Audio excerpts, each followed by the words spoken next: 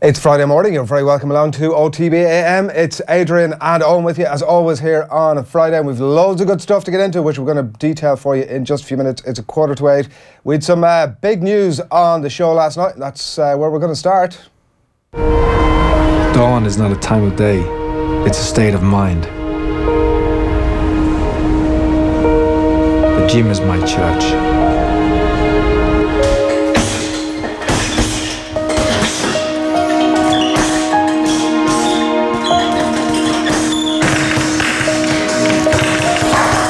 I meet my biggest opponent every single day.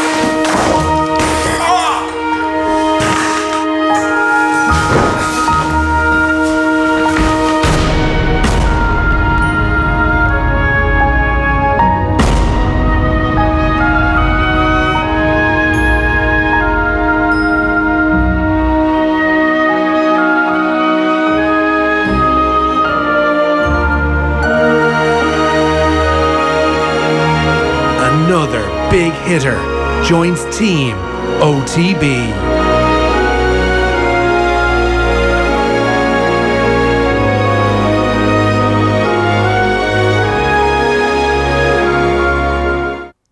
Andy Lee, you're welcome to OTB. Thank you very much. Great to be here, and really is great to be part of the team. Yeah. Particularly when you got through. I knew you were the one for us, Andy, when we got through the experience of having to shoot that video, and your patience and...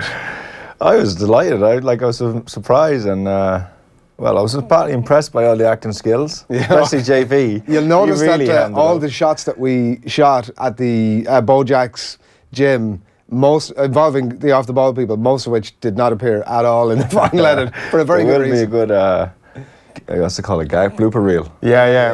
We're going to do a blooper reel at some point. What actually happened? I wasn't there, so Adrian, you're not in the video there at all? No, there's a very brief shot. Our acting is terrible, right? Okay. It's a very brief shot. So we set up all these sort of... Who had final cut? It was the brilliant collaborative work of Peter Cooney and Adrian Collins that did fantastic work on it. And the best decisions that they made in the course of that video was taking all of us out of it and leaving you in. No, I was impressed, and I was, I don't know, grateful or whatever to say that all you guys would come down, take the time out, whatever, a couple of hours of your afternoon, and especially Kevin Kilbane, like a legend like himself, to come down and to bother making a fool of himself in a video. Making a fools of ourselves is something that comes exceptionally easy. Not really making a fool, but having the crack, and I was chuffed with it, yeah. That was great. And look, we're delighted to have you, and we're going to be announcing details over the next while of exactly what it is you're going to be coming to do with us, but we're going to see lots and hear lots of Andy Lee, thankfully, over the next little while. We've had loads of comments and people in touch with us since we made the announcement, obviously, last night. Kieran O'Reilly on Twitter, fantastic to see the right man get the job, an amazing talent and a great role model. Adam Nolan, who people will know, great pugilist, great pundit, great person. I know, yeah. Generally tends to be the tone of these things. Not embarrassing, but humbling, yeah, I guess. Great alliteration there. Yeah, well, yeah. Best analyst out there, says Jonathan Drennan. Another top-class sports star signed up. Congrats to both. Can listen to Andy all day long. Top man, says Warren Donnelly. I'm trying to embarrass you here as much as I possibly can. Ashling says, great choice. Andy's a great analyst, very well versed and easy to listen to. Congrats. And there was a couple here that I definitely wanted to get to. No better man, like Neymar joining PSG, says Warren here, the Duke of Dublin. Yeah, that's nice. Good comparison there. Who's Kylian Mbappe then?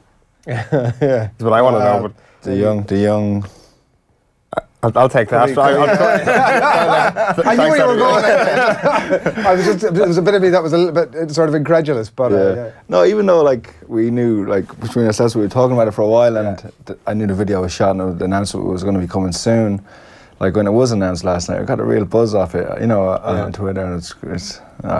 That's class. About it, we're going to have you in loads, and we're going to get some of your more innermost thoughts. You're one of the contributors that we use regularly, who people regularly say, geez, I never thought about that, or never knew that, or you're offering something of an insight into a sport that I think frequently, it is a niche sport anyway, and actually you've got a capacity to communicate it in a way that I think resonates and people can understand easily. Yeah, and as well as doing that, if there's one thing I'd like to do is to kind of highlight some of the boxers in Ireland and around the place who don't get as much publicity. You know, some fighters or some people in life just seem to always garner attention from the media, but there's, for every one you see, there's 10 other boxers plugging away in the gym and trying just as hard to get out there. And I'd like to use this platform as well, if I can, just to highlight some of the other fighters, which I think I've tried to do over the last few months. So that'll be nice, you know, and use it to highlight Irish boxing. Yeah, and I know you've done some stuff with Ryan Burnett as well that we haven't heard of yet, and we'll be hearing from that piece over the next while too. So that's to come. Some of the other ones here. Frank Lawler on Facebook. Who is he? Was one of the ones that stood out for me. And Lenny Clark, a quality addition. It'll be interesting to hear his views on other sports and not just boxing. I know that's something you're keen to do as well, to get your teeth stuck into across the other sports. Does this mean though that he's hanging up the gloves? Doesn't necessarily, and it'll just be something to keep me busy while I'm not in the gym, you know. No, it doesn't mean I'm hanging up. It doesn't really change anything, you know. We spoke about it, and you've given me leeway to go to the gym whenever I want. Absolutely. So that's good. Well, there's a real culture across off the ball, Andy, as you'll know, of people. The entire department are very keen to get to the gym. You know, there's, you can tell by the shape of us all that we're. Well, it's just it is an interesting, not a stage in my career, but a stage in my life. I am coming to the end of my career, but transition into the next thing you do. You know, and I've always enjoyed working with you guys in the punditry and stuff like that, but I never really saw there being. I never really thought there could be a career in it, but like, to have this opportunity to work with you guys it's great for me, you know, and I'm very grateful for the chance. So. Yeah. Well, look, we're delighted to have you. Just in terms of that sort of decision about, like, am I done with this thing or am I not done with this thing in terms of your boxing? What are the factors that go into that? Like, I mean, I'm sure that obviously the financial aspect for any sports person is a huge aspect of it, but I mean, it's the one sport that frequently, at times, you look at very famous examples of boxers who went on too long, and I mean, there's a myriad of reasons why you might do that, but in terms of your own decision, I'm assuming obviously it's a very personal thing as to... I still want to fight again, but I think that will always be there. You know, I think every fighter will always want to fight again or believe they'll have another fight in them. So that's kind of, even though I have that desire, I kind of pushed that to one side. The way it is now, in the sense I'm leaving it to fate or leaving it in the hands of the gods or whatever, the promoters who I work with, they know I want to fight. They know I'm available to fight, and if I've given them a list of guys I will fight, and you know, a minimum purse that will have to get in the ring again. And if they can match that and meet those things, then I will fight again. So I'm just going to leave it in their hands. If it doesn't happen, I won't be bitter. I won't have any regrets about what's happened and not fighting again. But I'm still young enough to fight. I'm still fit enough, and I still believe I'm good enough to win a world title again if the right fight comes along. So I'm gonna give it 4 to 6 months, and then if it doesn't come, then I'll make a call. But until then, I'm gonna just keep my options open and try and stay in relatively decent shape, and be ready, you know, when it comes. Yeah. Just do the Shay Given thing of just not announcing your retirement, and I don't really need a big announcement, you know. I don't like. I just would just say, look, it's a. I don't see what's the big deal. Like, you know, I wouldn't have a big announcement. I don't know. I just say. Yeah. Like, I mean, I think that's in keeping with your personality, but at the same time, you know, and I think the country would want to say thanks a million for what you've done, if and when we get to that point. You know, like that's the. I mean, I think that's part of the beauty of it, and it's certainly been part of the story with this association now, that people have been, like you can see yourself, that people are very enthused by it, and I'm assuming also that, like, from that kind of, like the point you make about, like, you're not 100% sure, like a fighter will always want to have another fight, so like that makes it a really difficult decision to make, because it's not like a footballer where ultimately at some point you go, well, I just can't do this anymore, it's a team sport and I'm letting everybody else down over here, whereas in boxing you can be, well, I can go back and I can give it a go and I can see how we go, and I might last a half a round, or I might last 4 rounds, or I might win the fight, but ultimately you can continue to do that. Like, I mean, we've seen some fighters, you can continue to do that until you're 50.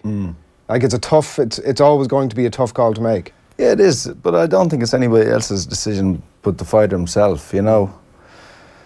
Some people might have your best interests at heart and say, look, it's time to call it a day. Some people might have your best interests at heart and say, go ahead and keep fighting, you know. I think you have to satisfy your own desire. I don't know. It is a tough call, and there is for a lot of fighters, older fighters who have been fighting at the highest level for a long time, they would have been earning so much money for a long time. Then those fights stop coming, and they still spend the money at the same level as their income is not coming in, and then they always want to have one more fight. So but fortunately for me, that's not been. I've always maintained a modest lifestyle, I think, and tried to be smart with any money I earned, because I earned it hard enough. It's hard enough to come by. But I don't know. Boxing it's just, there's no one it's not like you run out of a contract, or I will continue to fight it as long as I want to fight, or stay open to it. But yeah, it's certainly in your hands a lot more than any other sports star is. As you say, it's not down to contract or down to being out of favour with a manager. But kind of on that point of potentially returning to the ring, and this might not be linked exclusively to you, but in general, if you look at the fight scene in Ireland right now, it seems we're on the precipice of another great big night in Ireland. I mean, like south of the border in Dublin, or potentially Limerick or somewhere like that, that we are close to another big night, that there seems to be an appetite, that we haven't had this for a while now. And as I mentioned, you might be back in the ring yourself, and there's a number of up-and-coming boxers about to reach their peak. I think, like you said, we're on the cusp of a new boom in Irish boxing, because there's so many young fighters coming up, and there are still a lot of established fighters, and fighters that who we haven't heard of so much, who are doing very well on an international level. Niall Kennedy won another fight recently last weekend in Boston.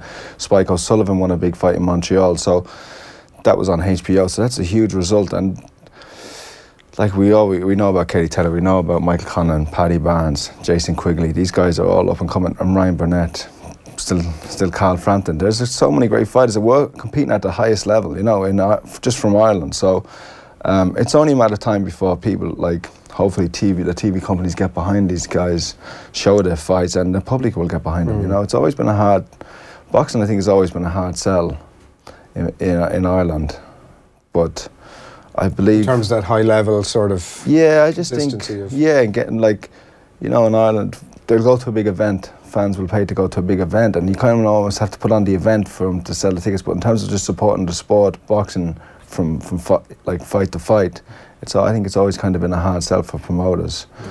But hopefully they're talking about Katie Taylor returning and fighting in April in Dublin. Unification, hopefully that would be that would be the start of a new area in Irish boxing. The weird thing about all of that as well is the timing of this. If we're kind of stepping out of the shadow of the Mayweather era in boxing, you look at all the names you've listed off there, and they're all fighters the neutral wants to watch. Regardless of your nationality, they want to watch these fighters fight because they're bloody exciting. Yeah, and they've got the skills to back it up. Every one of them, they're there by merit. They're not just hype jobs or hometown favourites, or things that guys who are just popular in Ireland, but if you step outside into the real world of boxing, they would get beat. These guys, Ryan Burnett, Carl Frampton, they can compete at any level, Katie Taylor's shown that. Mike Conlan will go on to show that, and I believe Paddy Barnes and Jason Quigley go on to show this. I could reel off 20 names here of fighters who are fighting and who are doing really well for themselves. And it's great time for Irish boxing. And me getting this job with you guys, I'll help to highlight that. Will be, it'll be great for them. And we won't ask you to do your pound for pound list. I know you were in with the lads last time. Is there any punditry that you're looking at? Because you've started to dip your toe as well. You're doing bits and pieces of co-commentary that with Sky. Is there any punditry or pundits or people that you look at that you admire that you think actually I could borrow a little piece of that? Or no, I love Gary Neville. I listen to him speak about soccer all day long. I think he's really taken it to the next level and kind of left the rest of them. Well, the rest of them have had to step their game up to meet him, or he's kind of left a lot of them in his wake. I think he's by far the best commentator or pundit when it comes to a sport. He's kind of clinical.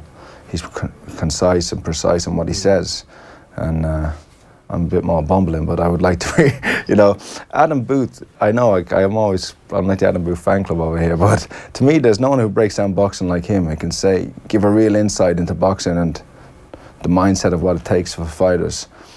So hopefully we can get him on here a few times, through my link up with him. I believe he's I don't see how he's not used more in punditry. He believes there's some sort of conspiracy against him, but you're not having it, Jerry. They call him the Dark. His nickname is the Dark Lord. I didn't know that, right? Yeah. And it's he always I don't know.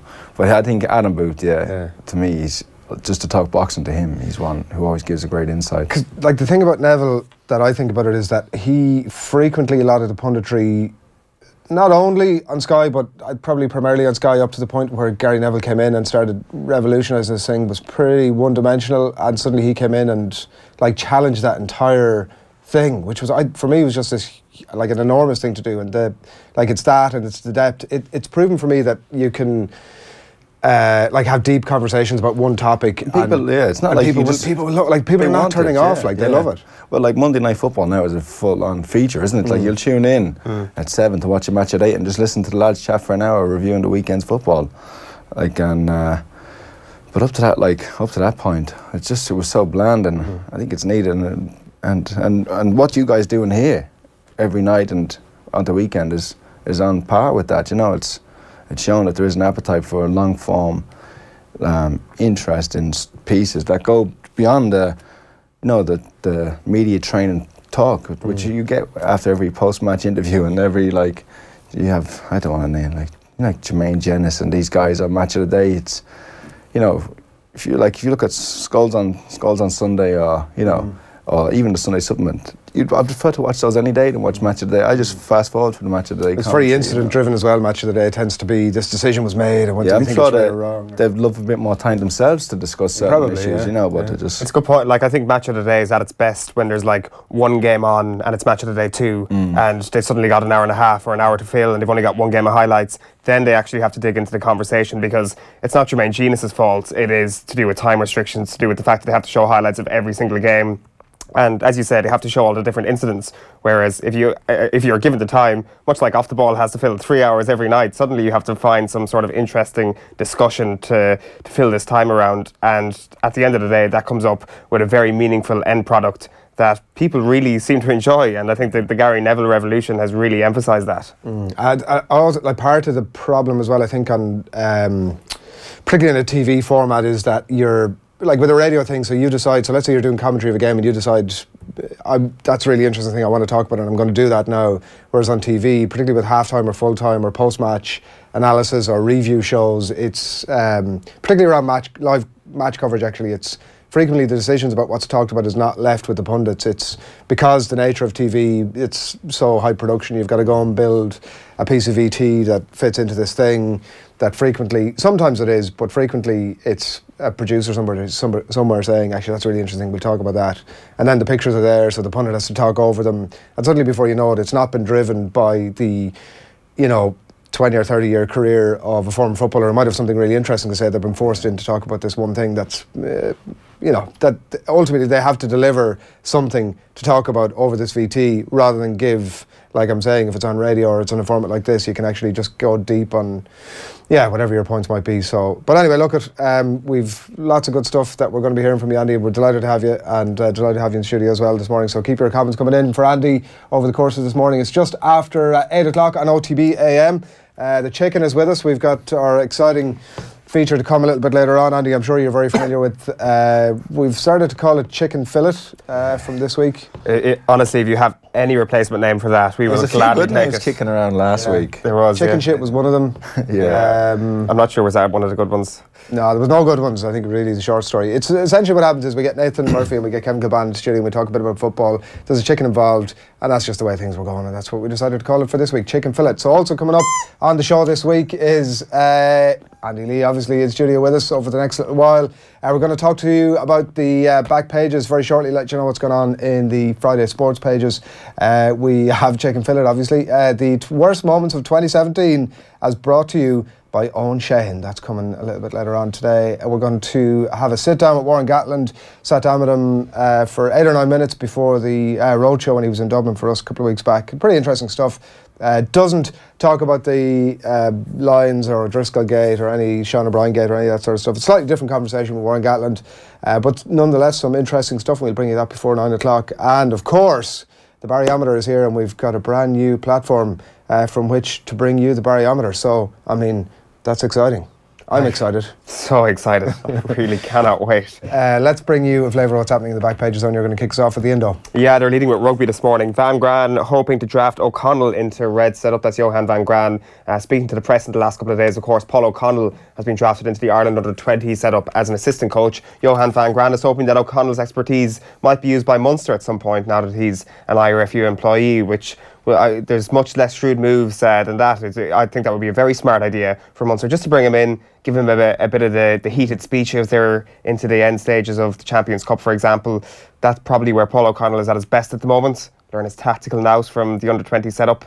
But still, like even Paul O'Connell in his current unmoulded state as a coach could be very useful to Munster. So they're very interesting quotes from Johann Van Graan, very much open to the idea. Yeah, he talks about having sat down with O'Connell. They sat down and had coffee and decided about whether he wanted to get into coaching, and it seems as if O'Connell, and he sort of said as much to us when we were with him down in Cork a couple of months ago, that the full-on coaching is probably not for him yet, but like really interesting stuff from Van Graan about that entire thing, about the value that O'Connell brings to another 20 team now. So they're looking at him going, here's a former Lions captain, here's a former Ireland captain, like one of the most inspirational Irish sports people of all time. But it does strike me too, that reading those quotes, that it's going to come a point, and probably not that far down the track, where Paul O'Connell is going to have to separate himself from all of that and find his own voice and find his own way as Paul O'Connell the coach.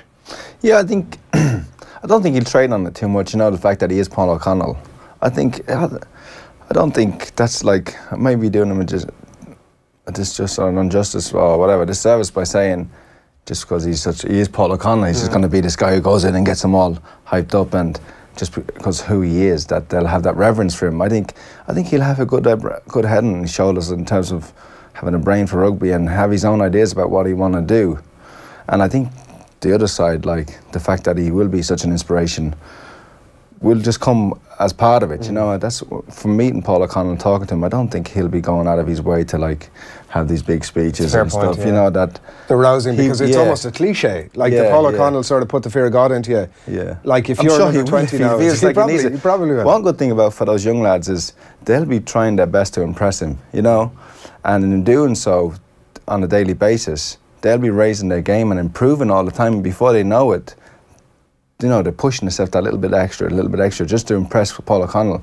That'll become their standard, and they'll improve just by having him just watching them, you know. There's definitely something in that. Like I think the Roy Keane, like one of the best parts of Roy Keane as a coach is that he set these unbelievable standards and has those expectations. Now it's coming with a bunch of complications when it comes to Roy Keane that we don't know yet if the same things, you probably guess that they probably don't apply necessarily to Paul O'Connell, in terms of his understanding that not everybody is going to be at Paul O'Connell's level. Like that's a huge challenge as a coach, having had the career that he's had. Yeah, that's probably one of the hardest things for any ex-sportsman going back into coaching, I think. You know, when you've competed at the highest level and demanded so much of yourself in terms of your professionalism and being able to do things naturally, you know, or easily, to not be able to see that in others, or see people messing around outside of the sport, or not taking it as serious, or the preparation as serious. I think that's probably why most ex-sports people don't go back into coaching, because of the level of frustration that experience, you know. Yeah. What do you think about this move in general? Because I'm not sure, was it up to O'Connell at all, but say if he did sit down and was like, right, do I want to go into a full-time setup like a province and be involved on a day-to-day basis with the players, or do I go in with a national side like the Ireland under-20s and have the players from time to time, and it's only kind of at intervals you're actually getting hands-on experience?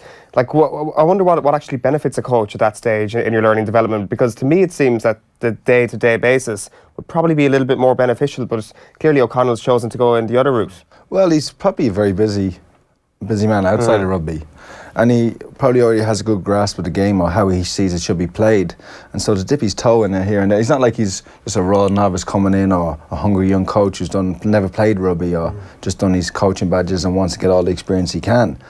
The amount of, like, he has experience and knowledge that you can't teach, you can only learn by experience, and so I think it's a nice little role for him, you know. He can just not dip his toe, but while he's away from the team, he can be learning. Yeah. If he's talking to Joe Smith or whoever it is. I think it's like the toe dipping aspect of it. I think must be hugely attractive to somebody like Paul O'Connell, because it's like, given for all the reasons we've just spoken about, it's such a bloody high wire act for him, given the person that he is and the career that he's had. That if he goes in, because I think he could, like, I don't know, I'm reading between the lines of the quotes with Van Graan, but it seems as if Van Graan's having coffee with him by way of, here, do you want to come in? Right, like, because that would be a huge thing to do. And like, if you're O'Connell, that if you go and take on that high profile gig straight away and you mess it up, or it doesn't work, maybe you don't even mess it up, maybe you're quite good at the job, but for whatever reason it just doesn't work, that's kind of the end of it. Yeah, I don't think O'Connell knows whether or not he wants to be a coach yet, but also I think credit has to go to Johann Van Graan here,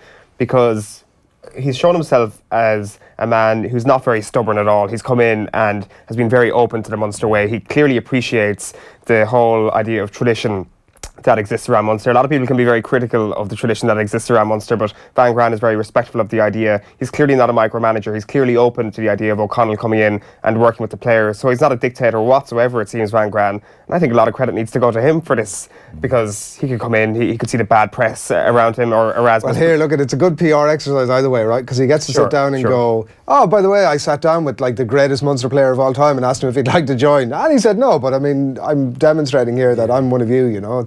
I think it's a good PR exercise either way. Just go back to O'Connell, like, working with the Irish under 21s, like, he's not working with a bunch of novices. You know, he's working with some of the best young players in the country, the best players and the young best players. So how much is he going to have to teach them? It's not like they don't know how to throw a ball.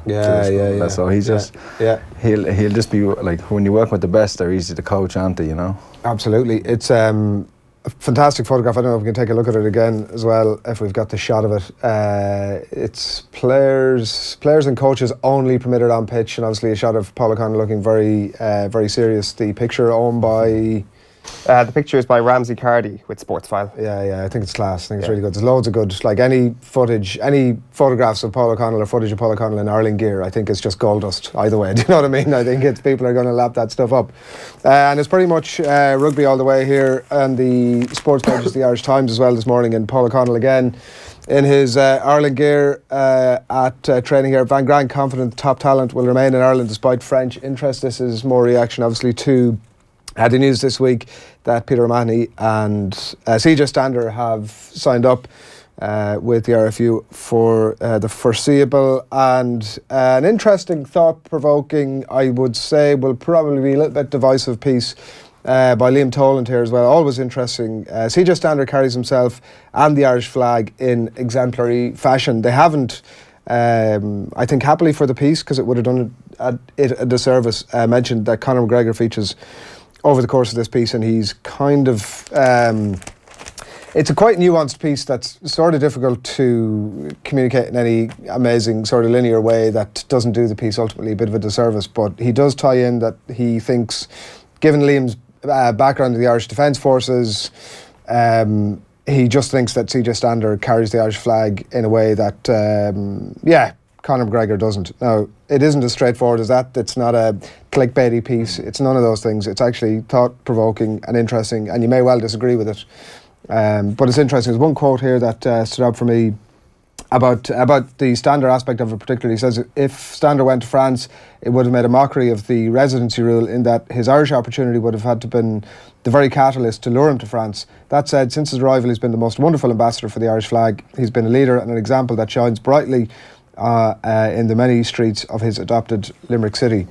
I actually thought, as an extension of that if he had gone to France, it would have been the proof that would have been proof of the residency thing almost, because like he would have gone to France and then could have continued to play for Ireland, and that would have been proof of the fact that we're okay with that, rather than you're coming to Ireland and you have to stay in Ireland to prove that you can play for the country. I have to say, I would have been totally easy if he'd have gone to France. And I mean, we've seen obviously that Joe Schmidt can be selective in terms of the players that he chooses. Johnny Sexton is in, given his worth. Players like Ian Madigan, Donaire, Ryan, Simon Zebo will tend not to be. So whether CJ Stander probably falls into the I'd like to have him still involved in the squad, it would have been an interesting one to have seen, but I think it would have been, for me, proof that actually this residency thing is, like, that would have been the roundedness of it. you know, rather than, oh, he's off to France and that's it, you're cut and you're never coming back. Yeah, I think the Zebo one has been the most interesting one to date about the will he, won't he get selected by Joe Schmidt. Standard, though, would definitely have been the most interesting to date if he had actually gone to France, because he is so pivotal to Joe Schmidt's game plan. If CJ Stander goes abroad and Joe Schmidt leaves him out, suddenly Joe Schmidt has to completely revamp his thinking, whereas the old cliche is Simon Zebo's not a Joe Schmidt player, so this was the perfect situation almost. So and the Foghorns would have been given their day of, oh look, he's come over to Ireland to, you know, to take this money and take our jersey, and now he's gone for 840 grand. 840 grand. Why wouldn't he go? In Montpellier, yeah. Let's not forget. I mean, everybody's saying that didn't really happen, but you know, it certainly hasn't helped his contract negotiation, hasn't hindered his contract negotiations. Absolutely not. He's on the front of the Irish Examiner sports section as well, written in red, reads the headline. We can see it up there on screen now. Stander inks new Munster deal with Van Graan. Warren's French offers won't stop. You've also got Rog on a Friday there. He says he's got no lasting regrets. He's talking about the end of one coaching chapter and the start of another. Well, I've also got Paul Rouse. They're teasing his column on the front of the Irish Examiner sports section as well. Why does the new GAA Director General require formal training in business? And I think the direction of the GAA is the answer to that and where it's going. Although there is a similar, well, not as much of an importance, but it is mentioned about the use of the Irish language and being able to speak fluent Irish in that DG job spec. But certainly Rouse is right there. There is a huge weighting on your business acumen and your qualifications in the area of business, that suddenly you look at the GAA and other than the idea of being able to speak Irish to a good level, you could look at somebody from the United States who's managed an NFL franchise coming to manage the GAA, because when it comes to business qualifications, clearly that's what the GAA are looking for. Somebody who's very forward thinking, somebody who has managed sporting business at a high level. So rather that than the capacity to speak Irish. Yeah, kind of. My point is that the Irish clause is the one thing left in the job spec that is protecting the GAA from somebody who's managed a global conglomerate in sport, or potentially not. It's ridiculous. Coming in and looking after the GAA. Isn't it? Well, like if the amount of times that the GAA's ethos gets mentioned this year, like every single year about every single discussion we ever have about, it all comes back to the GAA's ethos. Like, imagine those people who put forward the idea of the GAA ethos if somebody from Australia is the Director General of the GAA. Well, I guess they could come and take Irish courses and sort of, you know, get in the Irish way on. That's... Well, I'm not against the idea. CJ Stander-esque. Certainly not against the idea. Learn off our on the Vian and away we go, you know. Absolutely. He's going to earn $1 million, by the way, according to the Irish Daily Star this morning, to Derek Foley here. He's going to earn $1 million over the 3 years that he's here. It's not bad for CJ Stander. It's all right. I mean, it's nice. not a bad old pay packet there, according to Derek Foley. Sanchez tops Pep's €170 million hit list, according to Jeremy Cross here, that Alexis Sanchez, Virgil van Dijk and Sergio Busquets are top of a pretty extensive list for Pep Guardiola to bring into Manchester City. And no ox to grind. That's a pretty good headline. Arsene Wenger is ahead of Arsenal Liverpool tonight. Wenger has no hard feelings over the ox. Yeah, it's on the back of the Mirror as well. They've actually just printed the full Arsene Wenger quote, which is as good as we've seen from Wenger in recent times in a press conference. If you can't see it there, I'm just going to read it out for you. You can't be a big player, sit in your rocking chair and say, I do not want to fight. That's Wenger's jibe as the Ox returns to face Gunners. Arsene Wenger basically making the point in the press conference leading up to tonight's Premier League game that Alex Oxlade-Chamberlain just didn't have the fight, didn't have the bottle to fight for his place in the Arsenal starting 11 and left for Liverpool. So he's going to play against Arsenal tonight. You've also got on the back page of the Mirror, Balotelli. I'd return to City for nothing. Coincidence, isn't it, when City become one of the greatest Premier League teams we've ever seen, that Balotelli would be like, take me back for nothing. What would he even be doing at Manchester City now, Balotelli? He's like one of the most non-Manchester City players for that team now. Yeah, in terms of his work rate. And like we talk about what could potentially go wrong for Manchester City, Kevin De Bruyne could get injured, Raheem Sterling could get injured, or they could sign Mario Balotelli and then the whole thing is over. Like that is the one thing that could screw everything up. It's pretty much same stuff in the Irish Sun this morning. Oxley's Wenger, he sat in his rocking chair and didn't fight for a spot. That's pretty much the gist of things in the Sun this morning. Quickly onto the Racing Post. Home for Christmas is the back page. Gunners feeling festive on their own patch. It's Arsenal versus Liverpool. It kicks off at 7:45 this evening. It's also the theme on the Herald this morning, the sports section.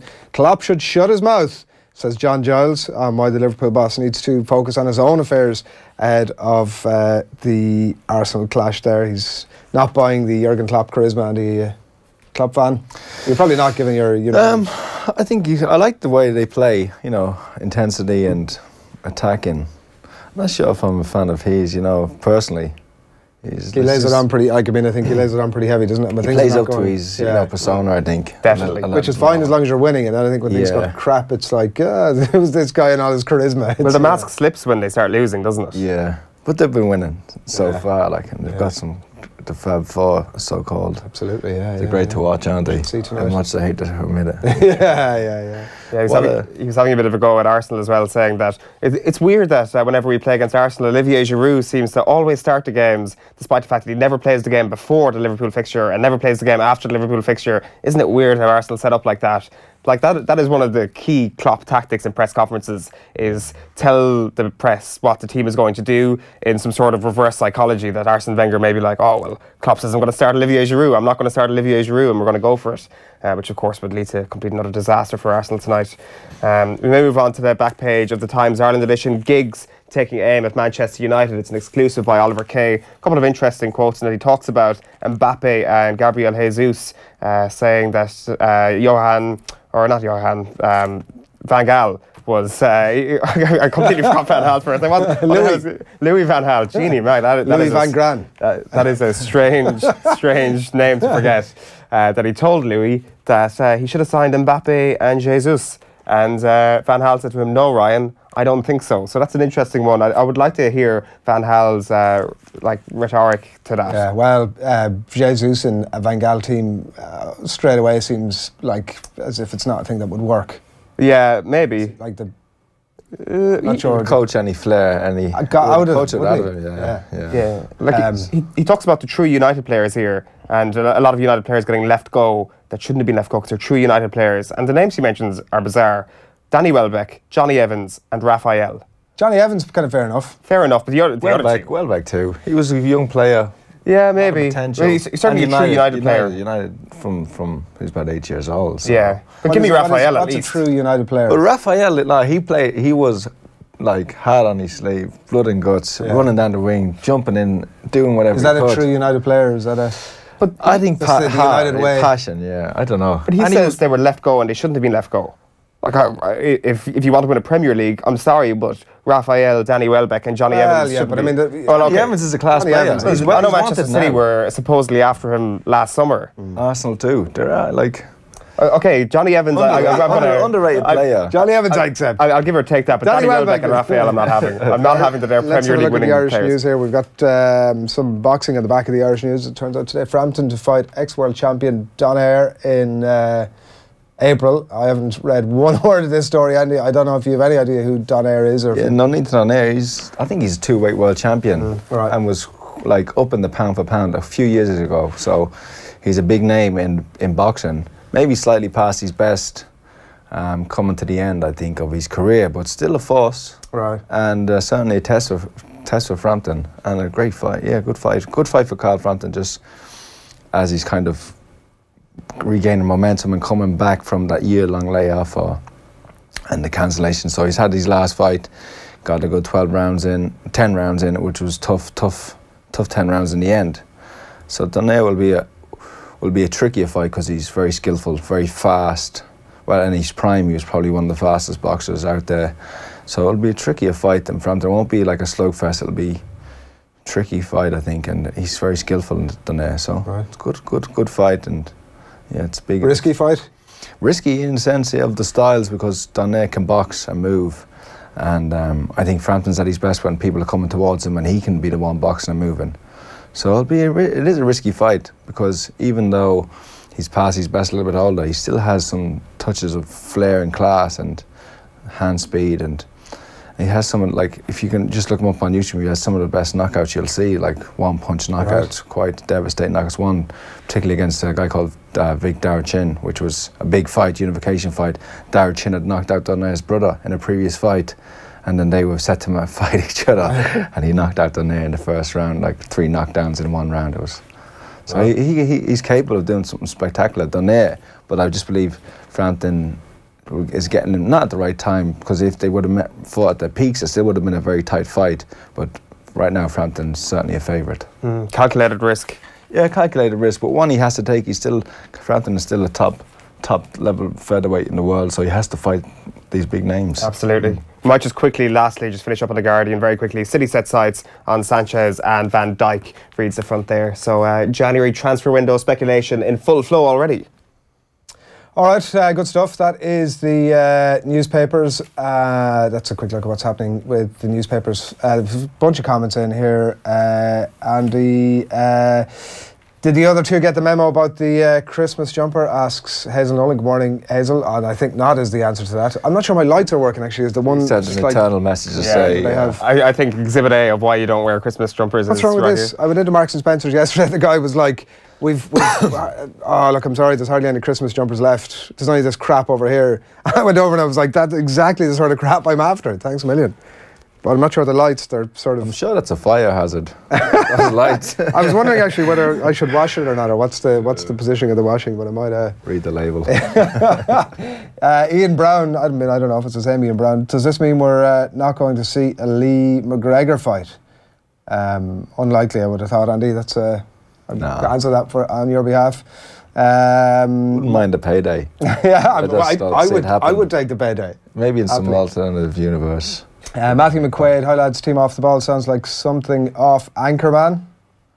I don't know what you mean, Matthew McQuaid. Well, team OTB, I guess he's referring to the news team. Oh, sorry, the phrase team OTB. Yeah.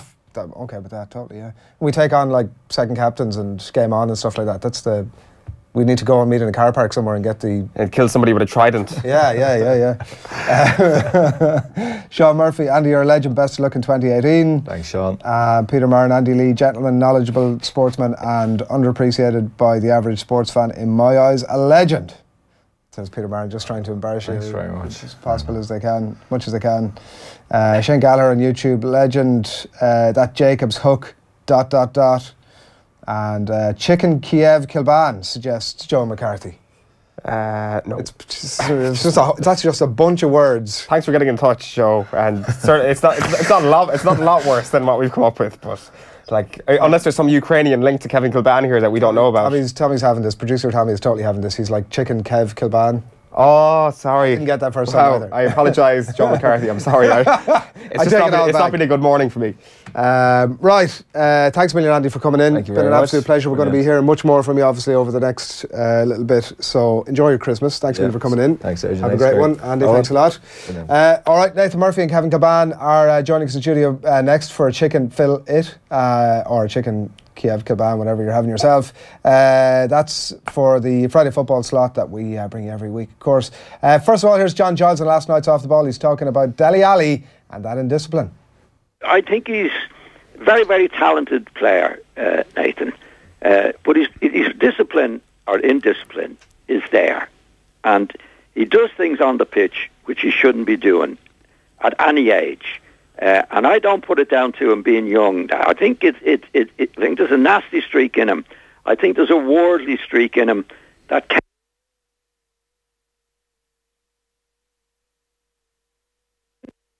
24, and he's been doing it for the last 2 or 3 years. He gets on with the job. Dele Alli doesn't. First of all, he's got a new agent, which is fair enough, but I think he's more worldly than Kane is, and probably than he should be, to have the innocence that a lot of players have. I mean, he's well paid anyway. He's got a new agent. He's well aware of that. He's nasty on the pitch at times, and he needs to get a grip of himself to really fulfil his potential. Because I heard him on the paper last year. I don't want to nobody's going to make me take the fire out of my belly and that. Well, nobody's asking him to do that. You know, you can still play with the fire in your belly as Kane does without going around kicking people and getting into trouble. He should have been sent off last week, Nathan. And every time I see him play, any match I see him playing in, he's very lucky not to be booked or sent off. And that's that could be a hindrance to him being a top class player. And he's not doing it now. And his behaviour at times, or his indiscipline at times, it would be very, very worrying. Very.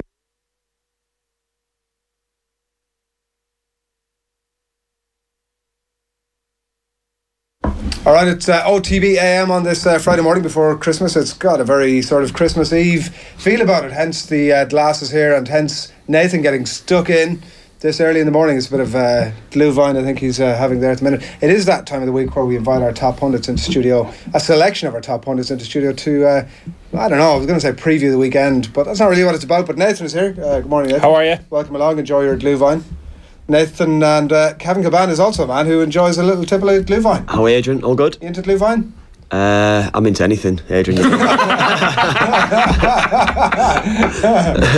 what she said. That's where we end this week's item. That's good to hear, Kevin. Thanks for that. Thanks a lot, yeah. Do you know what Glühwein is? No. It's like that hot sort of spiced wine that you get when you go to a Christmas market. Like more wine? Owen Sheehan will be... Well, yeah. It's like a German version of... Yeah, I've tasted it. I've tasted it, not like the malt. No, I've tasted it. Yeah, I've tasted it when I've been in the German markets, yeah. You can get Glühwein mit rum, which I think will be right up your alley. Did you have that bit in Hamburg? Oh. Yeah. Oh. Hamburg. Oh, what's that?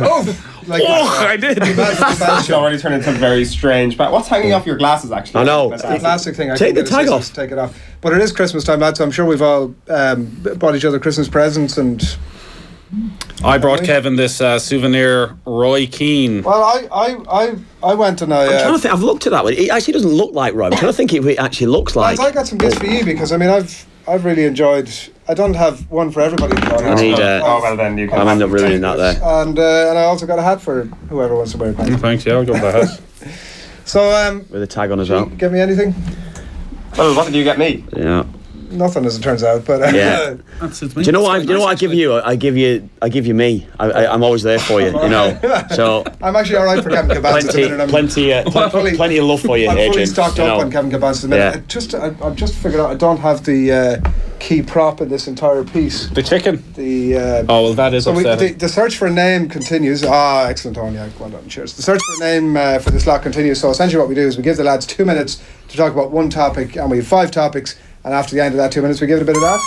So I've come up with a brilliant name for this week as we take a look at what's coming up. It's going to be called Chicken Fill It. Oh dear God. Are we having that? Dear God. Can I just say it to you, right? You meant to actually tell us this before we come on air, because I would have said Chicken to you... Fill It. Don't. Honestly, you don't get this shit on the BBC. Like, you know what? Like You've come up with one good idea on this show. So all of a sudden now, this entire piece. I don't know. I forgot now. But now all of a sudden you're thinking that everything you're coming up with is genius. I would just it simply isn't, have Adrian. that belief either way, Kev. Yeah. I mean, you are sitting here in a pair of Christmas pudding glasses. Nathan's got a Christmas pudding hat on him. I like this hat. What? There's no Christmas pudding on your glasses. Huh? Oh, they're on Kevin's. There's 2 penguins in your glasses. Yeah, no. Penguins. Penguins. Here's what's coming up on this week's. It's a Christmas-themed slot. So, Ox's Tail.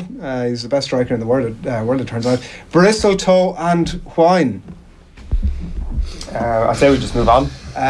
Santi's Arse 0, Liverpool 0. I had to sort of get Santi Cazorla in there somewhere, even though he hasn't played football in about 5 years. I think he's still an Arsenal player, but yeah. I had to sort of shoehorn that in somewhere. Fairly straightforward Christmas Classico and New Year's wish list. So we're going to give each of our top football pundits and Owen Sheehan the opportunity to tell us what they're hoping for in 2018. So we're going to get straight stuck into it, lads. It's 2 minutes on the clock. I'm going to get the clock out now, which also doubles as my phone, and give you 2 minutes to talk about Ox's Tail was the initial talking point here. So this is the point that Jurgen Klopp this week has said that essentially, if he had his way, Alex Oxlade-Chamberlain would be the best striker on the planet. Yeah, it's interesting. He said, I think it is fair to say that he probably stalled at Arsenal. I don't think his career progressed the way that it was going to before he'd gone there. He was playing left back by the time he left. Well, exactly. Yeah, he was playing right and left wing back, wasn't he? Yeah, that's what he was playing for the last few years. He's continued to say he wants to play in midfield.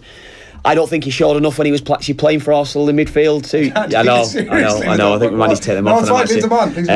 I don't think he showed enough when he was actually starting games for Arsenal, continuously or consistently enough. Now he's gone there. I think his form has improved in the last 4 or 5 games. Let's judge him over 20 games. That's the thing I would say. He had a poor start. He wasn't necessarily playing. Now he's in the team. He's playing well. Can he produce it now to the end of the season? What exactly did Jurgen Klopp say? Why is he going to be this great goal scorer? No, what he said he cannot believe how he has not contributed more given the ability that he's got. He said it was unbelievable. Like, essentially it was the point about every manager thinking they're way better than the previous guy or the next guy. Yeah. Like, I can make this guy an absolute genius. It was a bit of a sideswipe at Arsene Wenger, and oddly Wenger was the one who kind of came out and said, actually, maybe I shouldn't have played him at wing back before we left. In the most Arsenal move of all time. Yeah. Like, that sounds to me like something every manager could say about Alex Oxlade-Chamberlain.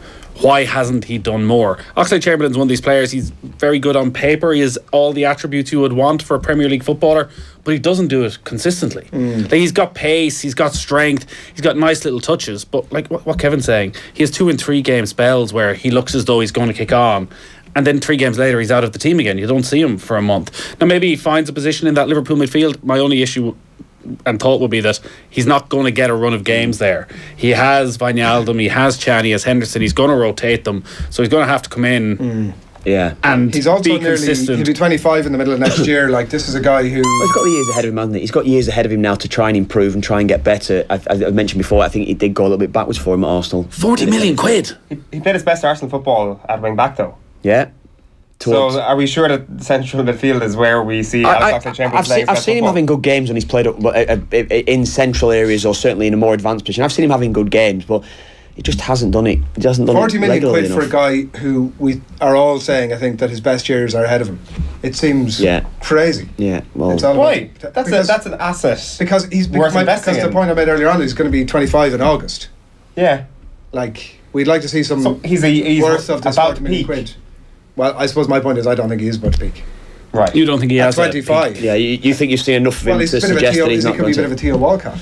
Possibly. I mean, but I think then you'd maybe look at what Arsene Wenger's done with the players at Arsenal over the last 10 years. Well, that's what you have to look at. You look at that photograph from 5 years ago where he had 6 young players all signing a new contract on the same day. Yeah. Have any of them fulfilled what we thought their potential was then? Yeah. We've shown utter disrespect to the chicken who about a minute ago said that we'd sort of spoken enough on that topic. So one topic that I wanted to get onto was Bristol Toe and Wine. So this was Bristol City manager Lee Johnson pre-game doing the press conference, talking about how the fact that he was really looking forward to bringing Jose Mourinho into his office afterwards, so much so that he'd bought him a €450 beautiful bottle of Portuguese wine. I looked it up today, and myself and Nathan had a bit of a discussion about the fruity tones and the full-bodiedness of it and all that sort of stuff. I really would like to... You two are connoisseurs, aren't you? I'd like to clasp some of my taste buds around that £450 bottle of wine, I have to say. But just the point, Kev, about you were a little bit exercised about the fact that he's actually engaging in this at all. Is this not a collegiate young manager looking to learn from one of the best? Why bring it up in a press conference? Buy him the wine, give it him in private, and that's it, it's done. He doesn't need to blow his own trumpet and say exactly what he's done. And I found it ridiculous. I did. I wouldn't be Lee Johnson's biggest fan. Never have been since even when he's been at Oldham and wherever he's been at. He was lucky to actually stay in the job, and he pulled off a bit of Brendan Rodgers last summer when he sacked all his staff. He kept the job, basically saying, it's them and not me. And he has got results this season. Credit where credit's due. He's got Bristol City in a great position to get promoted, but I wouldn't be his biggest fan. Why? And that just... the waffle that he comes out with. He comes out with too much waffle in my eyes, and that suggests to me as well it's someone that's craving the attention, that's craving the limelight, and in even bringing out that he's actually bought Jose Mourinho this bottle of wine. It just shows to me what exactly he is. The Brendan Rodgers comparison, I think, is a very good one. He's one of these modern managers who feels the need to tell you everything, and also feels as though it's all an act. That, like, you'd imagine he spends all his week thinking about the press conference and selling himself rather than concentrating more. That's a huge part of it. Is a massive part of football now. It's true, but then it becomes two-stage managed. It doesn't become natural. You're not seeing a natural guy there. You're seeing a guy who is totally stage managing his life. Aren't they all though? Are we saying that Mourinho's not doing I don't see that. Like, Mourinho comes out afterwards. Mourinho comes out afterwards, right? Mourinho was that way. I thought actually the interview after the game last night was utterly despicable for Mourinho. He's going on with things like, I'd say that we're lucky, I'd say this and that and the other, but I don't want that to be the story. So I'm going to make those comments, but you shouldn't report on them. Like, that's not disgusting. It's ridiculous stuff. It's typical Mourinho saying that I'm going to say to you, you were really lucky to have won that game. But don't focus on that. Focus on something else. Yeah. Typical Mourinho. Well, Mourinho is very much who the modern managers mould themselves on. Exactly that. But I think it's Mourinho, Rodgers, all these managers in those press conferences. They're not speaking for what's best for the club. They're speaking for what's best for them at all times. Me. Well, even Johnson was saying that in the press conference during the week. He was like, there were hints of, well, I'd love to. You could tell that he was saying he wants to be in the Premier League. He was saying, I'd love this club. Well, this was a big opportunity for him. Yeah, and he obviously he's got a big win. And great scenes on the pitch last night. Yeah, it was. It was great. It was great. Bristol City is a club. It's a big club, actually. Of course, they missed out on the playoffs called them a sleeping giant 10 years ago or so. Yeah, big club. I think they're the only city now. Biggest city not to be in the Premier League, not to have a Premier League club. Two big teams there, actually, Bristol Rovers and Bristol City. But it's just a team that you think, you want them in the Premier League. You'd like to be having a crack at it. I'm just not Lee Johnson's biggest fan. So Sheehan, I thought you were rummaging there for a Sheehan hot take. What if Lee Johnson's family are listening to this? Kevin, I'm sure he's a lovely person. What if Jose Mourinho's family are listening? Him on his dad was my brother's youth team manager at Cambridge. See, I knew this. This is how we're gonna get into this. So there's a bit of history there, is what you're saying? No. He's going to have a pop back. My brother really liked him. What's his dad's name? Gary Johnson. He was a manager at Yeovil. He's got a lot of experience on this. But I think he actually managed Latvia as well. I think actually, but no, it's nothing to do with Gary Johnson, his dad. It's more Lee Johnson himself. Sorry, Owen. No, I was just saying, did you enjoy the pitch invasion last night? I did. I like that. I love that. By the way, pitch invasion's getting an awful bad name these days. Yeah, I know. Their names are there's nothing like a good pitch invasion. Yeah, it's great. I didn't see it. I was watching Love Actually. How was that? Did it end the previous 10 times you've watched it? Yeah, I'm becoming more cynical about it. Did you turn off the football to watch Love Actually? Well, I'd watched 80 minutes of the game. Was that you and Mrs. Murphy watching it together? Yeah. Yeah. All right, I'd watched about 80 minutes of the game and I was like, this is a load of crap. I tell you what, it wasn't as bad as Arsenal. It wasn't as bad as Arsenal. I was at Arsenal Why am I watching this? West Ham midweek, and it was. I'm telling you now. Well, you haven't heeded the Declan Lynch. That's why I watched 80 minutes of it. Yeah. Well, the worst thing about Love Actually is the memes that have started to do the rounds over the last couple of years of the signs outside the house, and it's like writing different signs, like Wenger out. That's just weird.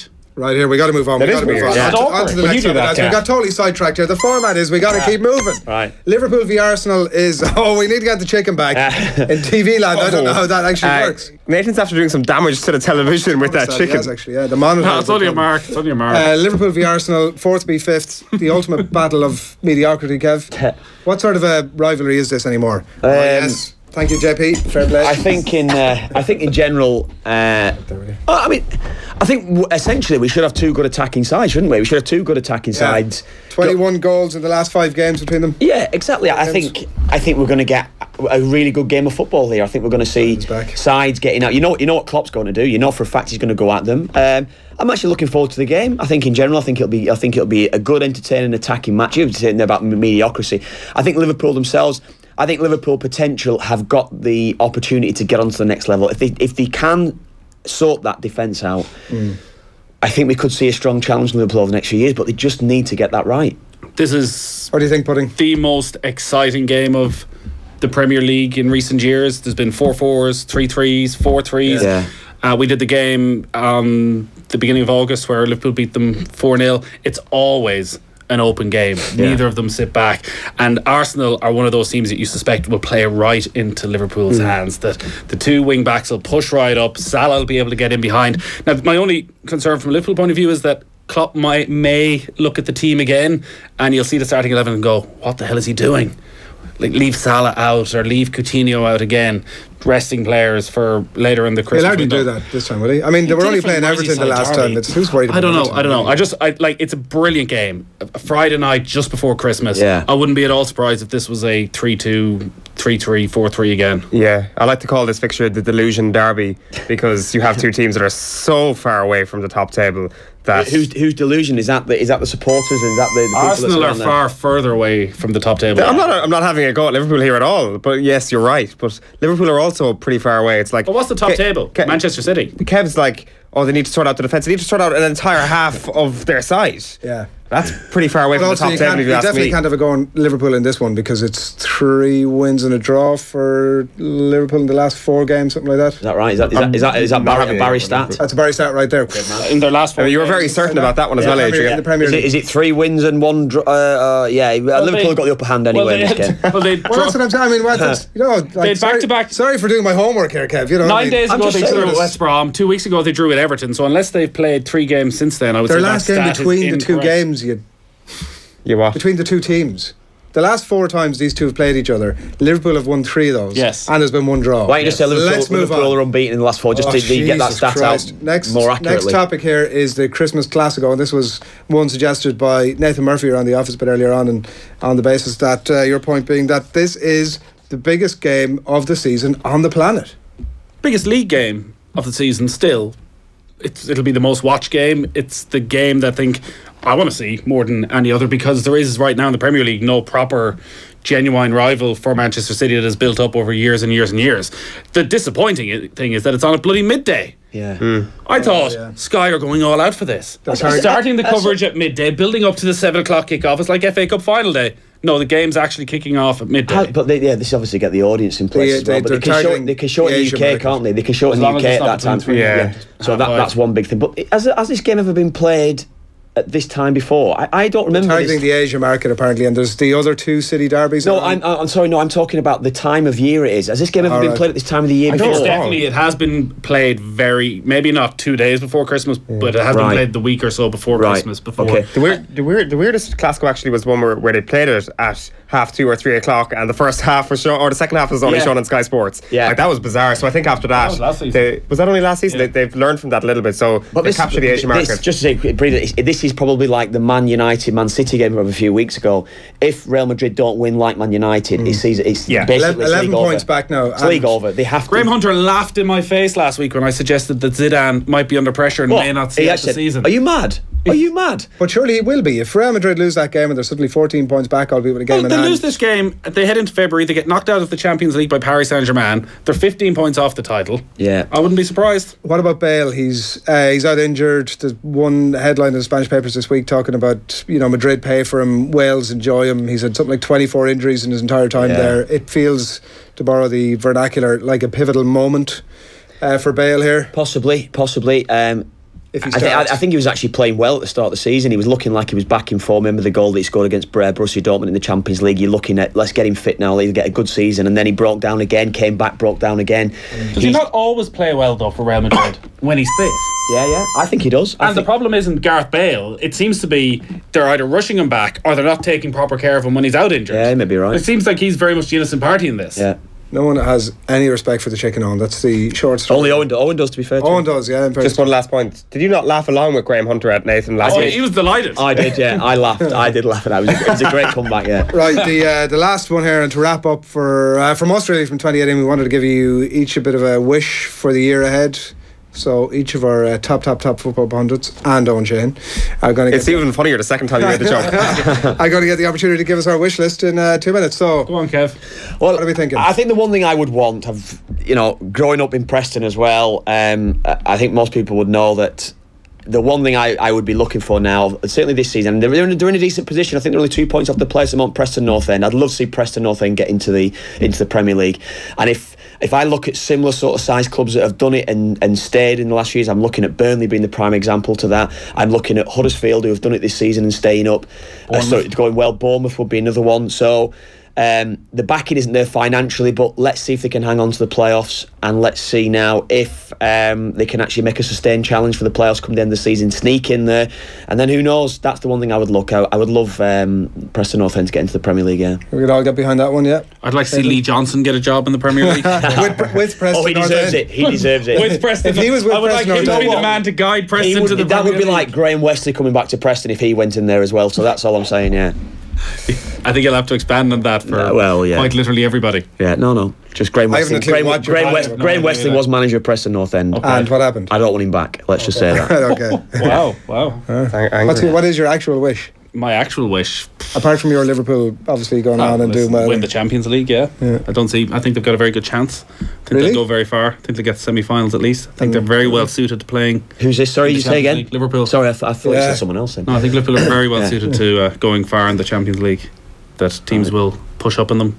They'll take advantage. They're going to semi-finals at a minimum. Well, I mean, once the Ox starts scoring all these goals, I mean, this is... Tell you what, do you know what I'd like to see? I'd like to see Seamus Coleman come back and get a move during the summer. I tell you what as well, I think we all... this has been delayed. We all thought Seamus would be back probably by now. We were all wishing that anyway. So let's just hope that 2018 is a big year for Seamus Coleman getting back to full health. Yeah. You're not endorsing the get a move in the Summertime, obviously. I think Everton are in a position to kick on. I'd like to see Seamus Coleman do well at Everton and help the club kick on if they can move to a new stadium. Minus Big Sam. Seriously challenge, yeah. Minus Big Sam. No, I think Big Sam can take them forward over the next few years. Yeah. Right. Owen, we're out of time. I mean, we are, but come on, we've always got time. We need Owen for some Owen Shane goodness. The only thing I want for the future, Mertesacker never to start at centre back for Arsenal again. Other than that, the one thing I want always for the future of football, and I said this at the end of every single year, the one thing that can improve football greatly from an entertainment perspective is if the assistant referees get slower at calling offsides. That way, we will have even more of the greatest thing in football, which is people celebrating wildly for goals that have been ruled offside. Like you see Dominic Solanke a couple of weeks ago. That was the greatest moment of the Premier League season so far, because he's celebrating for about 10 to 20 seconds. Yeah. And it's just the best thing you can ever see. His first Premier League goal as well, exactly. And he gets taken away from So if you're an assistant referee out there, please delay putting up your flag. Wait till they've started celebrating and then call it offside. And one other thing, just in relation to officials, one other thing. Stop booking lads for celebrating goals as well. Alvaro Morata this year, put his ball up his shirt and he gets booked for celebrating. No. He got booked because of an altercation with an opponent that wasn't there afterwards. Right, okay. Well, look, I mean, Owen, to bed there, I like that. You've done your research there. There's no room for research around here. No room for research. Good man, Owen. Lads, thanks many for everything in 2018. Nathan, happy Christmas to you and Happy New Year, Kev. Happy Christmas, New Year. Happy Christmas to you as well. Fair play. Thanks a million, lads, for coming in. Right, that's it from Chicken Phil It. For the minute. Other good stuff on the way. First we'll take a clip from Off the Ball on the radio last night.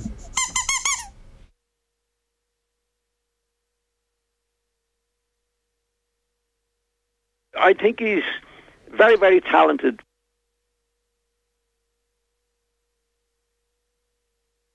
Okay, so Joe and Tommy, you're up next. Who's going to open? Yes, if I don't know if I think you can do that. I think I'll get. I think you should. I get caught up in the questions. I don't think. I didn't know if I should play that game. I didn't play that game with my kids in the car all the time. Midfield, forward, yeah. Don't, yeah. So it's obviously 20 seconds. Eyes forward. Unbelievable. Okay, as soon as you know who it is, pull it back. That was actually class. Let me just triple check just to make sure that I didn't misread that. You couldn't have. Eyes this way. Eyes this way. Swap Adrian and Daisy. Come on. No, you didn't see it. Do you know? I wasn't showing him. Jesus. I don't even know what do you mean, Jesus? We all know that everybody's a cheat in the room. Okay. Okay, 20 seconds starts now. Man or woman? Man. Oh, and they're out! 1-0.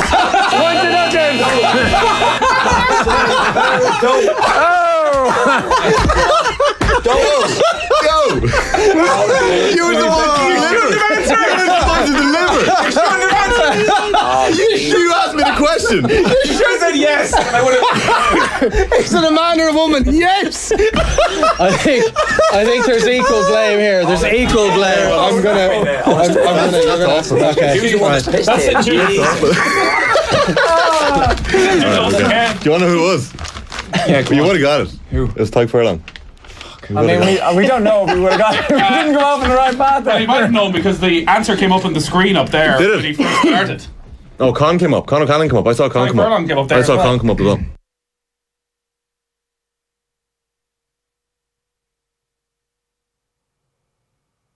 Yeah, it was a shambles. A bit like us there this morning. It was a total shambles. And Tommy Rooney really let himself down.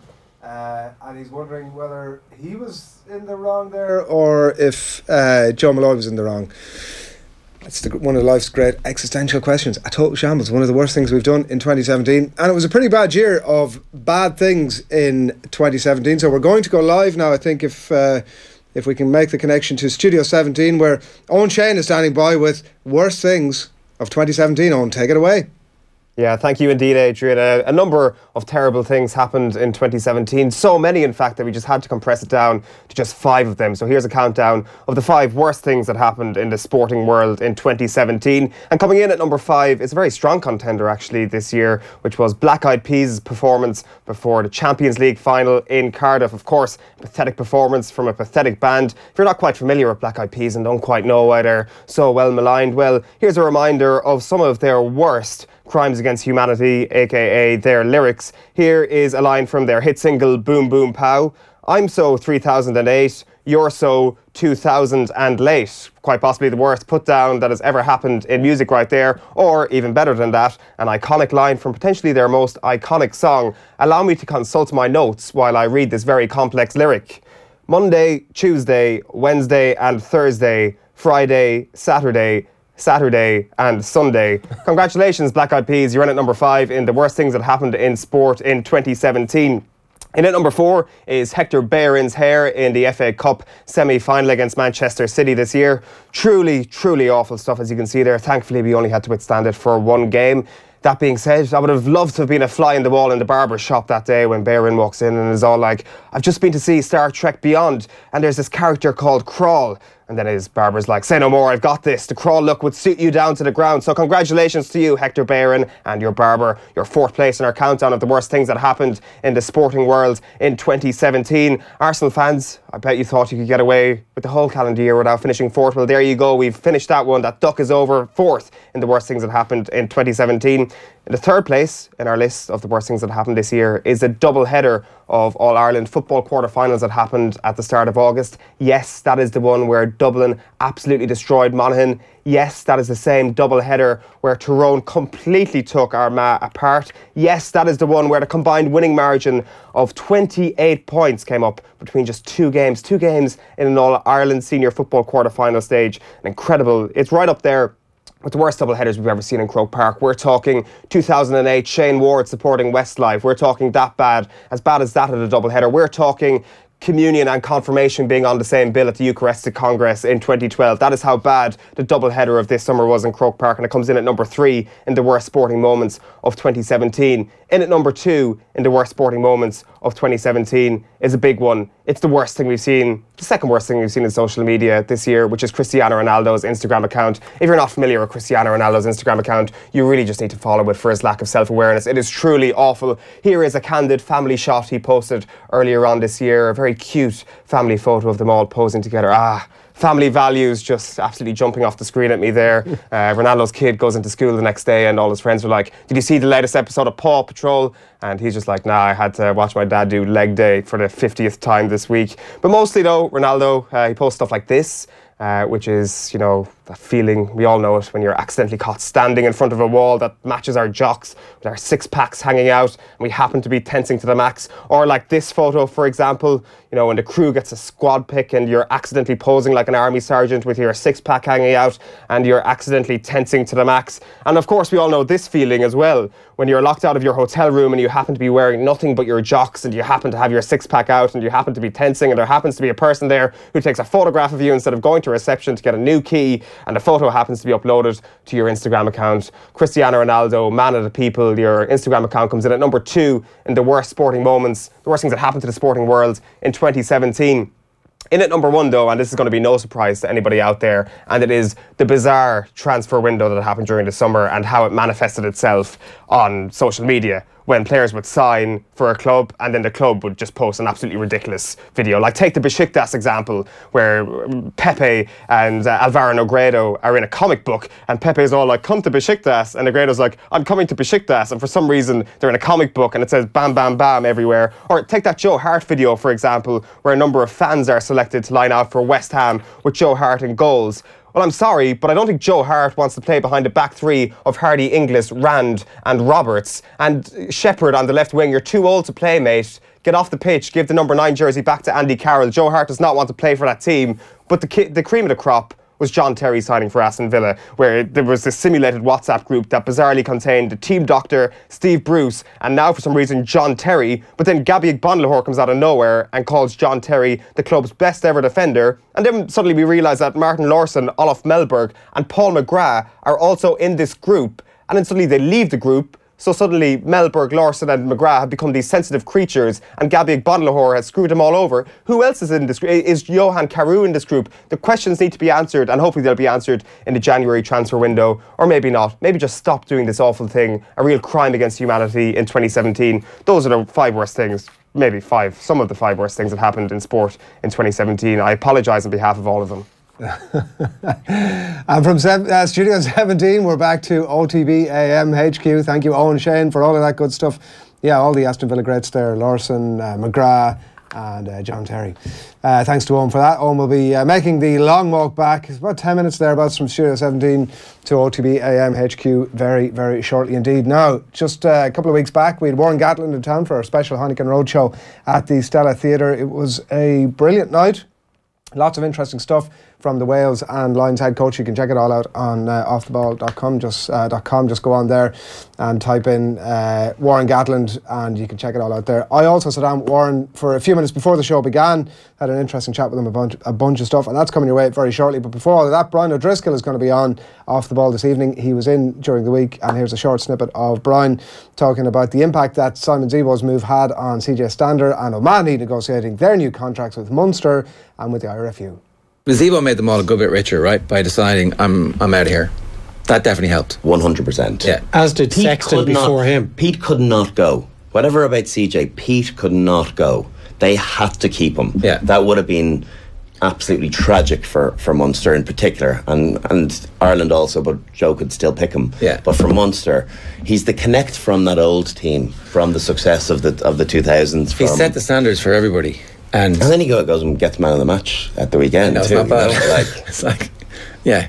And Ty Furlong got man of the match against Exeter as well. So I was like, yeah, they're backing up the contracts with the performances, and that's exactly what you want. So nobody feels bad about that. If you think where Johann van Graan is now, in comparison to say 3 weeks ago when he knew he only had 2 games before he had to go into those back-to-back games against Leicester, and he was faced with the prospect of losing Zebo, Stander and O'Mahony all at the end of the season. 3 weeks in, he's unbeaten. They've won those games to go top of their pool. Everything's in their own hands, and the 2 boys are staying. It's been an incredible 3 weeks for him. Yeah, it's great. It is. It's having come in and did Zebo move just in advance of him coming in, obviously, so he would have known that as he took the role, and that would have been major concerns, because a smart coach will come in and get senior players on side, build a particular friendship with the likes of Pete as captain and focal point of Munster. So the thought of him from Van Graan's perspective losing Pete would have been a disaster too, because he gets to build his team around him and he has a lieutenant to be able to message on behalf of him. So as any captain is an extension of the coach, and you see it with, I think you see it also with Johnny and Joe Schmidt. It's an extension of him on the pitch, and that's definitely the case with Pete.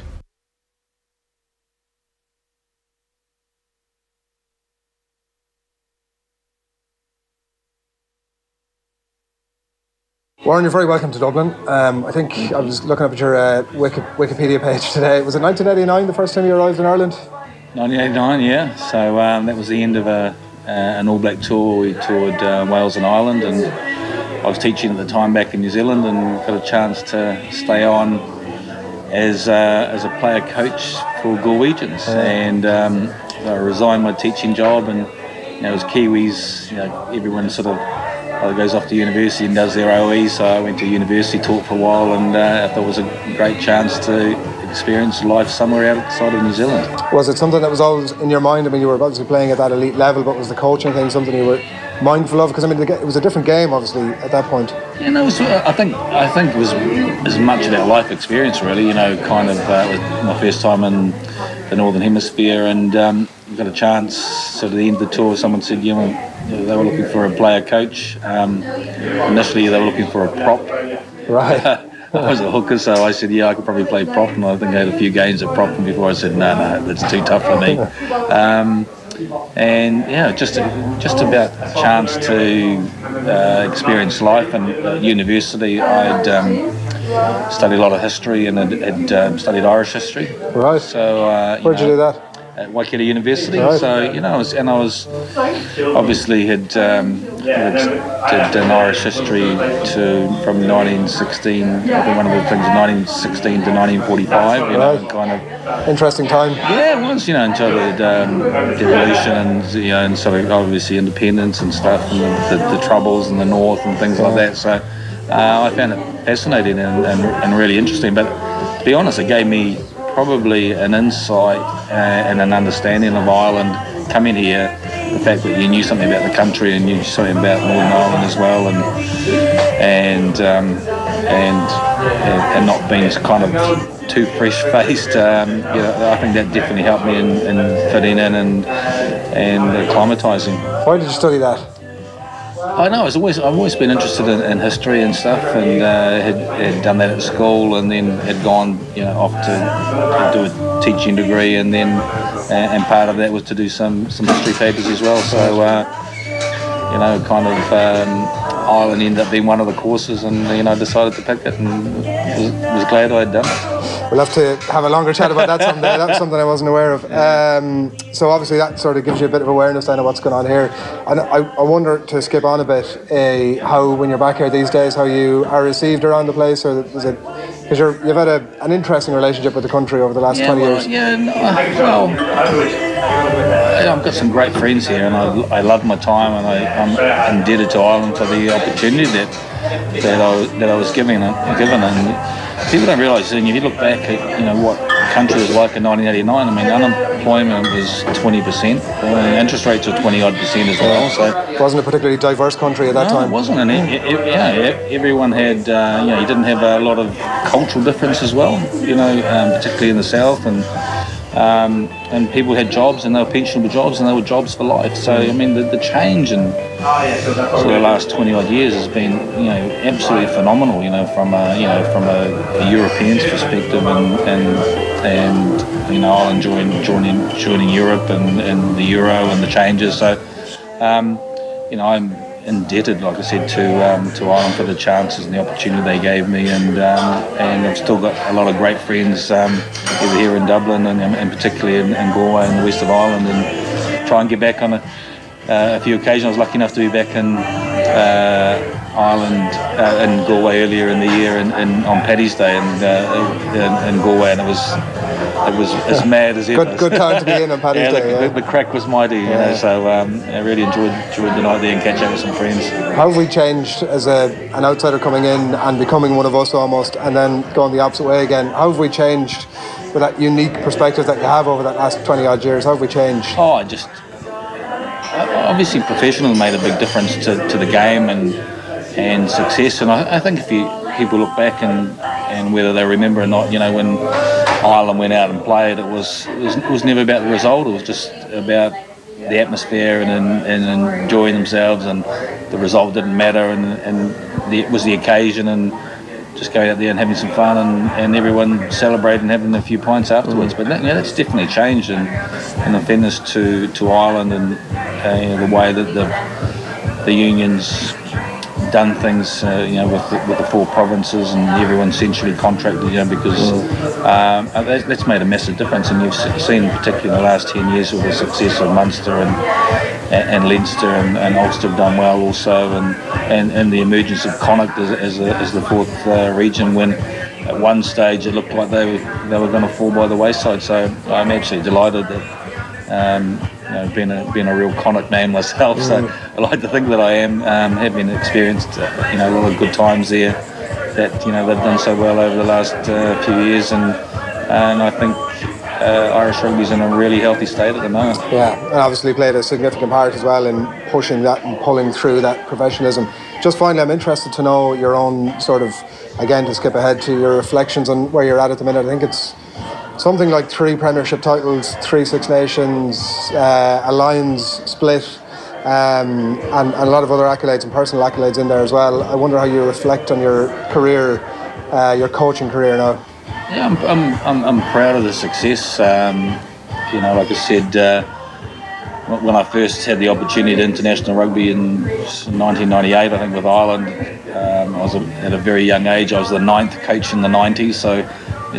It wasn't through them. It wasn't a job for security in terms of longevity, but I got given a great chance, and I'm really proud of the 4 years that I had here, and then going on to Wasps and a Challenge Cup, a European Cup as well. Yeah, and then 3 premierships, and then going back to New Zealand, winning the New Zealand Championship, and then spending time in Wales, and think having a couple of pretty successful World Cups as well. So Yeah, and the Lions win in Australia in 2013 and a drawn series this year as well. So I reflect back with a lot of pride and what I've achieved. I mean, things have sometimes been challenging. I mean, I always haven't had the best relationship with the media and things, and that's kind of something I need to look at myself closely, the reasons for that. I kind of try to and whether it's right or wrong, I've kind of always pride myself on either being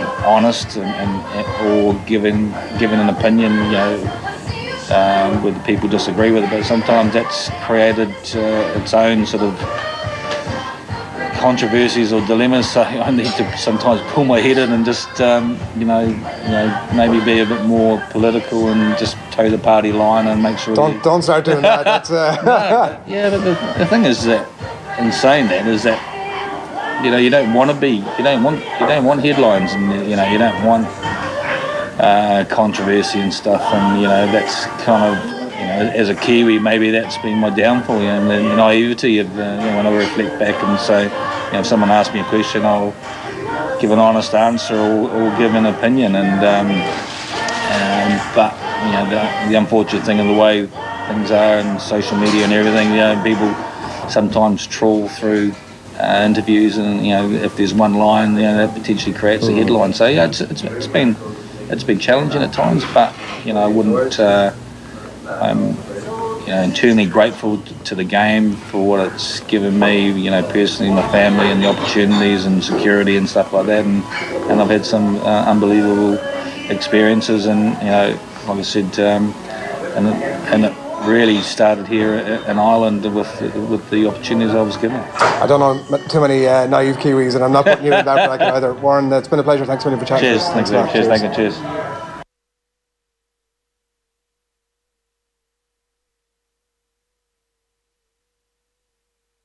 Johann, CJ is staying. How big a boost is that? Because I suppose it comes just a couple of days after Peter agreed to stay as well, so a couple of big boosts. Yeah, it's a massive boost.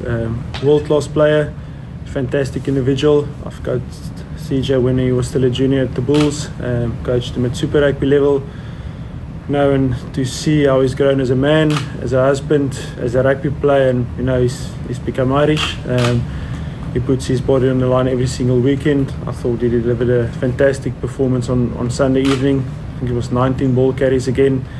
That final steal to get us the penalty that kicked. And to know that he's going to be at Munster for the next 3 years, not only as a player but in a leadership position. He's got big dreams to go through the World Cup as well if he gets selected. But if you want to be successful as a team, you need big players playing in big games, and to have him available to us is a great boost. How important is it in the dressing room and around the paddock to have him and Pete staying on? Because the fact that they're staying, if they talk now, guys will kind of have it in their head, well, they're staying, they're with us, they're one of us. I'm sure they would have listened anyway, even if they were leaving, but does it settle things down? Does it have a kind of a long-term and short-term boost? Does it make a positive difference in that sense in any way? Yeah, I don't think that's a big thing. Everybody buys into the plan. Like I said 4 weeks ago, we've got a very specific plan up to the end of the season. And then some guys might leave, and we might get in some new guys, and then you start all over again. Everybody starts a new season. But the fact that they're staying long term means that we'll have a settled spine in some key positions. And to have all three British Lions staying at Munster now for the next few years is a massive boost to the club.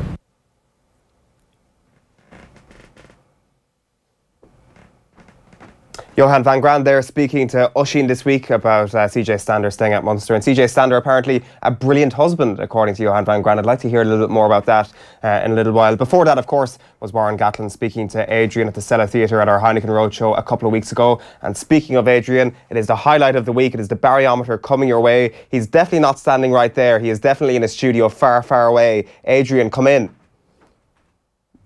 Slight delay on the line. Thanks, Owen. Yes, it is the BarryOmetre, the highlight of everybody's Friday, it has to be said, and you've been looking for it, so we shall deliver. It's a reverse order look at the sideways glance of the week. So starting in at number 5, it's been a shocking week for Justin Gatland. It's been a shocking smear campaign of Justin Gatland this week. His coach, of course, was caught on camera telling undercover reporters that he could source some good drugs, but come on, you can't blame the twice banned for juicing Gatland for the sins of his brother.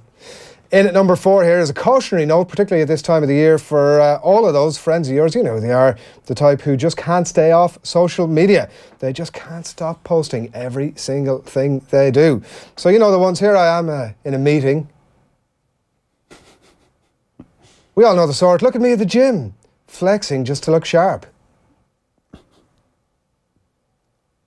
Now there I am on a shopping trip with my entourage of private shoppers and my private shopping trip to New York City. We all know them.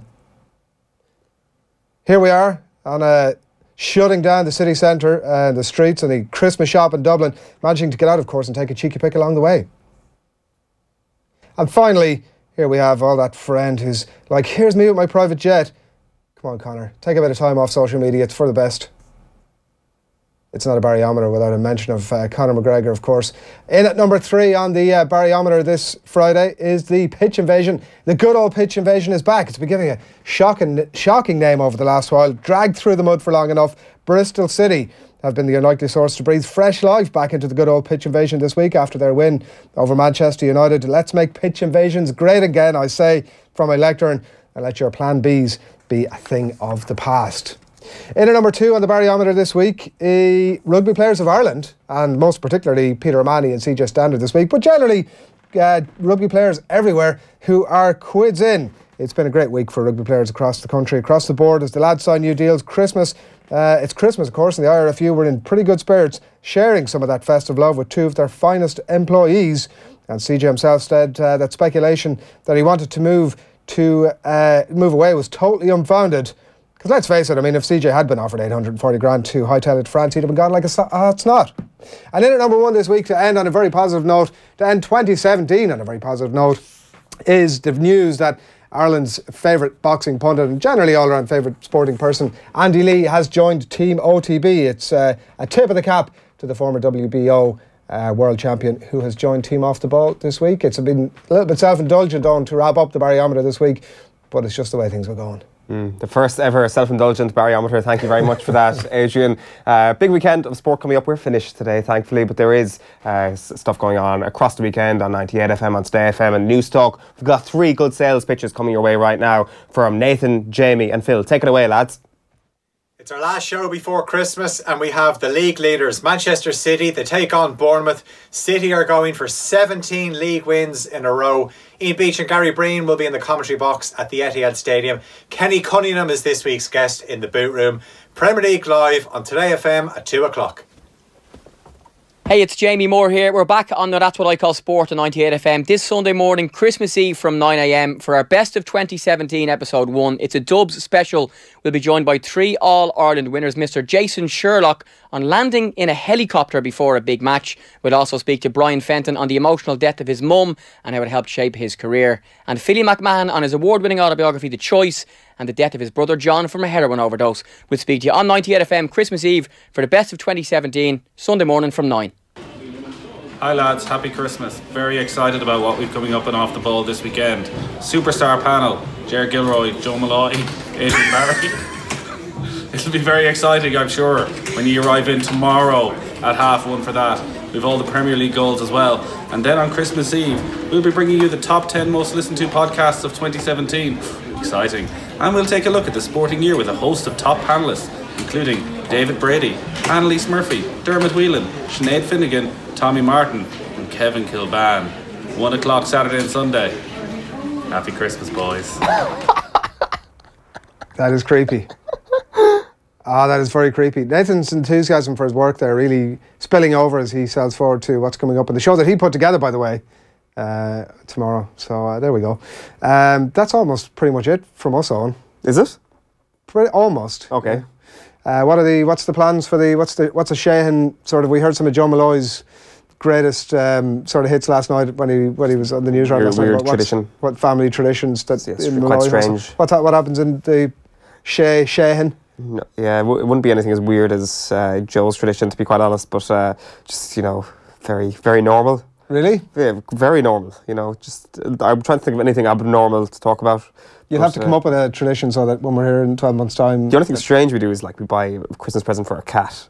Right. Which is obviously... What do you get? It's obviously completely pointless. A football or... Something like that. Yeah. And she kind of disregards it. Anyway, she's a bit of an arrogant cat, to be quite honest. Cat's on, they'll do that to you. Up herself. Thanks a million for everything over 2017 on. It's Thank been you. An absolute pleasure, mostly. So thanks a million for all that good stuff. Do keep your comments and questions coming into us over the course of the day. But just to let you know as well that Off the Ball AM is going to be back on St Stephen's Day when Kevin Kilbane and Johnny Ward are going to be bringing you through the day's football and the racing. We've got much more of that good stuff on OTB and on offtheball.com and live on the radio from 12:30. Spurs and Southampton live commentary as well this evening, by the way, that Arsenal-Liverpool game on Off the Ball on News Talk. But for myself, Adrian Barry, and from Owen Shane for 2017, have a great holiday, have a great Christmas and good luck. Good morning.